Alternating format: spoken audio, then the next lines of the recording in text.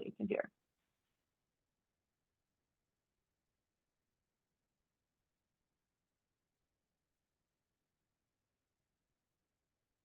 Okay, I think it says it's recording. Yep. All right. I think we're good. All right. So is this recording? I guess we're good. Okay. Usually it says like recording in process to me, but I guess it's not going to say that today. All right. So we are with Brian today. Brian, thank you for joining me. Brian and I connected on Facebook, and I wanted to bring on Brian today to talk about holistic healing and maybe kind of a different aspect and a different kind of way and shape form to hear about it other than just food. You know, everybody talks about food all the time. So Brian, thank you for joining us. And would you just kind of share your journey a little bit and kind of your journey into holistic healing and how you got here today? Sure. Well, thanks for having me on. So several years ago, I just hit a point in my life where I realized that I had to make a lifestyle change.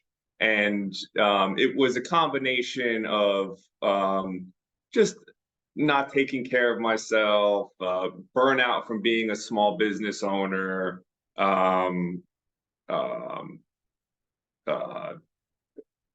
partying, alcohol, and like, you know, all these things. I think where a lot of people, when they start on their journey, they have all this stuff that just kind of piles up to a point where they realize that they need to make a change. And then I was diagnosed with an autoimmune condition, and I was, you know, just losing a lot of strength, and just realized that things had to change.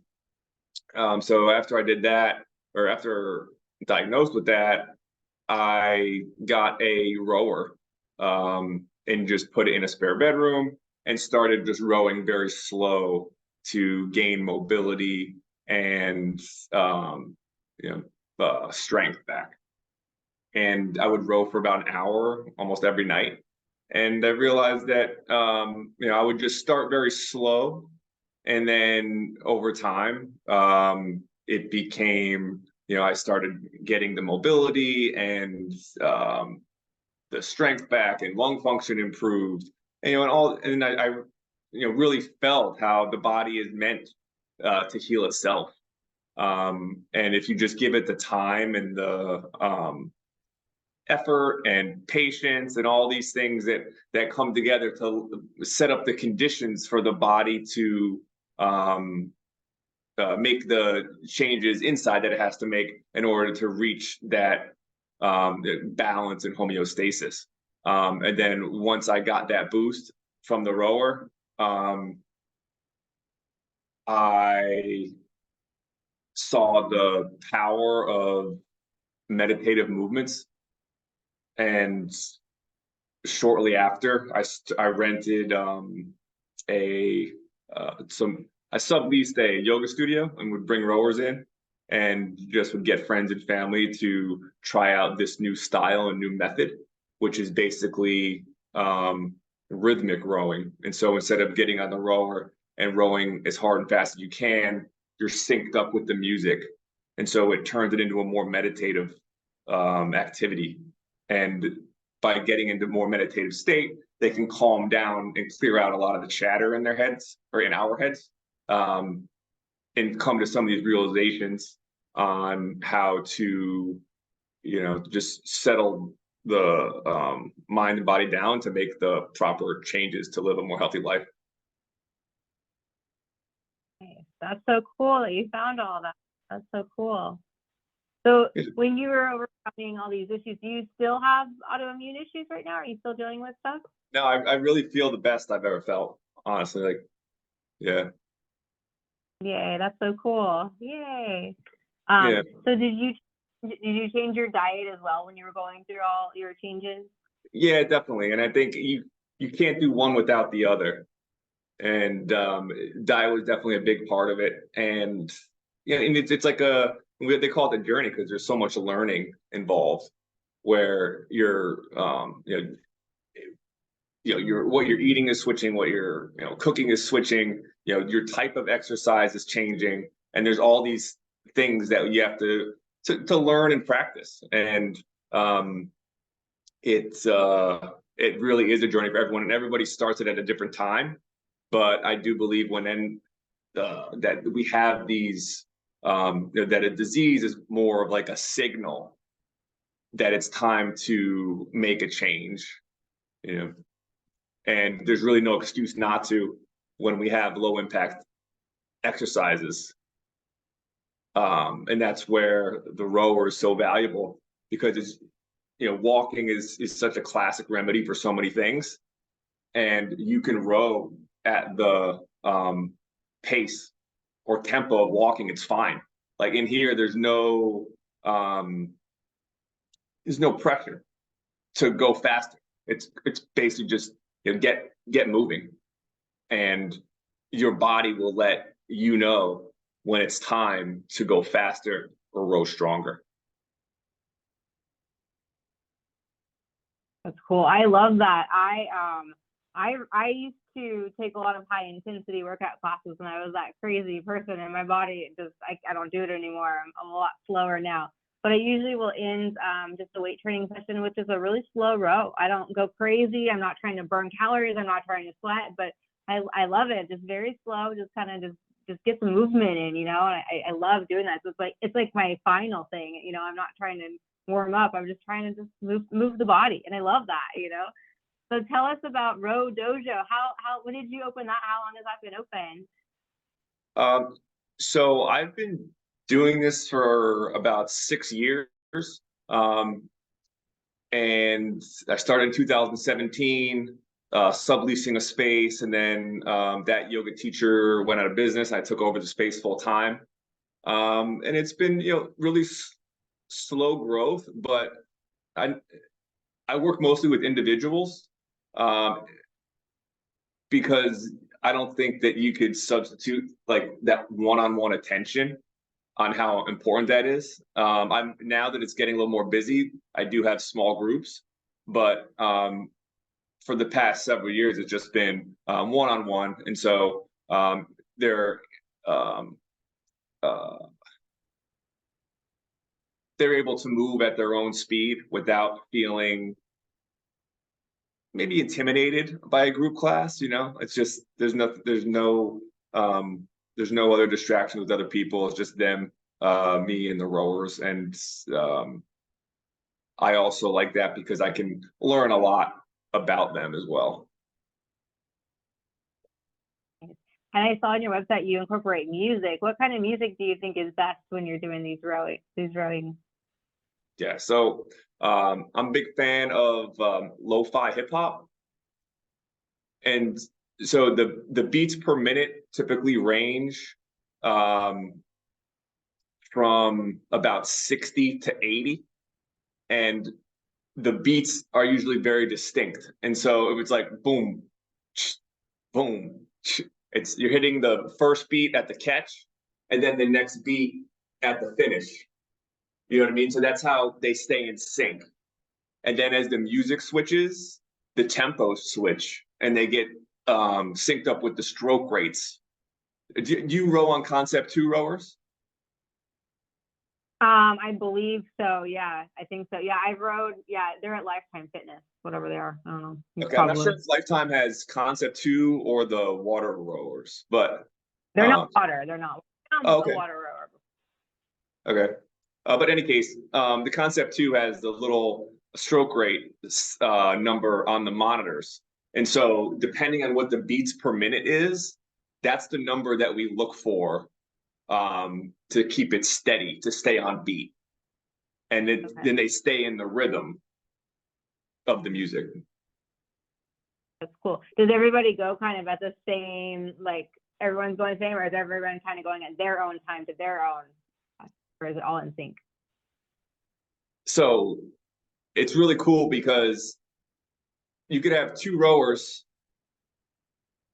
one that is a CrossFit athlete, and then one who is, very out of shape. But there is a display option called the force curve. And I'm getting kind of technical here, but which allows us, like, two rowers to stay in sync and stay on beat. at two different paces, if that makes sense. And so it's just applying more force at the drive, but they're still landing the handle on the solar plexus at the same time. Okay. So to answer your question, yes, they are in sync, and they can be in sync if they're at two different fitness levels. Cool. That's awesome. Yeah. So everyone can do it. Yeah. And I also, Cool. I call it it's a practice, because all this stuff that I'm kind of throwing at you right now is, it does take some time to kind of get used to it and practice it. But once you do, it's a whole new style of cardio, and it's pretty exciting, because I haven't seen anyone else do anything like it. Yeah, that's cool. Yeah, the whole concept sounds really cool. I wish you were in Southern California. I would take a class. Someday. I know, that'd be awesome. So what type of conditions have you seen like this help, like your class, like the style of health conditions have you seen it help other people? When it comes to conditions, I would say, other than just stagnation of people who just need something and are finding a way to move, is a lot of addictions. People that are battling addictions find it very calming, and help to maybe curb cravings, or just kind of relax the mind, and not be so identified to whatever they're addicted to. Okay. And what if somebody say they can't row? Is there any options for them? Say rowing causes them pain. Do you have any alternatives to that, or? Yeah. So one of my favorite additions that I have done recently is, when a client comes in, they get a menu, and I offer the rowing, and then I have ski ergs, or a ski erg, a cycle, and then also qigong, which is slow, fluid, continuous movements linked with the breath, just like on the Concept 2 machines. And then foam rolling, stretching, Chinese therapy balls, discussion, and that's about it. But they can choose from that. So pretty much everybody can row at least very slowly. But if they're just not in the mood for that day, they can come in and try one of these other activities, and even just meditation. So some breath work, things like that. So it's a variety of just low impact activities. That's cool. That's cool. That's a lot of stuff. So yeah, something for everybody, really, Yeah. Cool. So what are maybe some things that people could do at home, or like if they kind of want to just like maybe get started, or just maybe like pre-exercises to work up to this, or I don't know, something they can do at home to help? I would say the foam roller, because you can just start by putting your elbows on the floor and kind of doing a plank, having the foam roller on your quads, and rolling the roller from your knees up towards your hip flexors. The quads are such a large muscle group that to release that tension makes your legs feel so much lighter, and it's basically like a form of self massage, and so it's going to relax. It'll relax them, and then also when you're on the floor and you're moving around, even for some people, it's difficult to get up and off the floor. So if you have a foam roller, you're getting down low, and you're maneuvering in certain types of ways. That's not only loosening up the fascia, but it's also kind of working their core, because they're turning around, and like they're moving in different type of ways. And I think that's a huge thing, is like to do when you do an exercise, is switch it up, and don't be so repetitive in a routine. Always be adding new things in, do things differently. Even myself, I've gone through over the past several years working through, I started with the rower, and then got involved with martial arts. Now I'm really into calisthenics. Like I didn't just go to the rower and stop. And it's I don't expect anyone to do the rower forever, but you do the rower so then you can do other things as well. Nice, nice. And so say someone really wants to try foam rolling, like what kind of foam roller, like what should they get? Like, do they get like a big one or like a rigid one or like a smooth one? Like, how do they pick a foam roller? That's a great question because there are so many different types of foam rollers, and I recommend the classic black one. It is pretty dense and it might be uncomfortable if you're brand new to rolling. But at the same time, that discomfort is just your fascia letting you know that it needs attention. And so you really want to breathe in and out from the air, from the pressure point to help relax it and get through that. I think that everybody should be able to roll out the whole body with the black roller. But people tend to avoid it when it starts to get a little bit uncomfortable. But in any case, you can work your way up to a black roller by starting with the blue soft roller. It's going to be a little bit more squishy, maybe is the word. But it has more give to it. And so it's when you're going over maybe like your IT band or just some of these regular pressure points, it won't be as tender and you'll be more likely to do it. If it's something is really uncomfortable, there's a less chance that people are going to do it. So I'd recommend the black, but if you're brand new to it, maybe start with the blue, the smooth one, blue smooth one. Yeah. And they're about $20-$30 on Amazon. It's one of the best purchases you can do for yourself. Yeah, I have to hide it from my cat. She thinks it's a scratch toy. I'm like, no, not scratch. Okay. All right. It's fun. So I know like the holidays are coming up and kind of, I know you own a fitness studio. What are some kind of tips you can give someone when they're like, I don't want to go work out, it's getting colder outside, I don't want to move my body? Like, do you have any tips to kind of give someone that's going to keep them motivated through this time that we just changed the weather, it's cold, it's hard, it's holidays, Yeah, mine would just be start slow and start small. On the rower, you can, again, just do it at the pace of walking, and you'll tell as soon as you get a little bit of momentum, the next thing you know, your pace is dropping and you're really feeling it, and you've overcome that resistance. And with calisthenics, they say that the best way to get involved with that is to crawl into it. Meaning like just hang from a bar if you can. Which is like the same as going slow in a row. Just do something basically.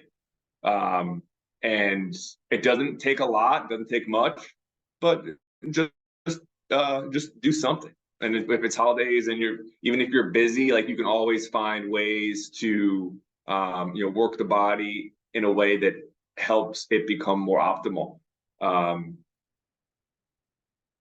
Even just switching your seating position. If you're at the holidays and you eat a big dinner, and to go and lay on the like the lazy boy, like sit on the floor, and then you'll feel your hips opening up a little bit. Your back is going to be making adjustments, and you're not working out, but at least it's something that you're doing for your body.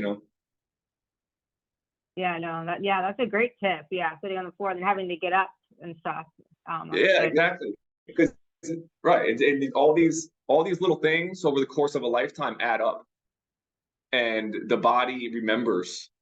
And so, being just sitting on the floor after dinner for 10 minutes every day, when you're 80, you'll be sitting lotus position, right? Like you just want to start all these things, variety of postures, variety of movements, and move till the day you die.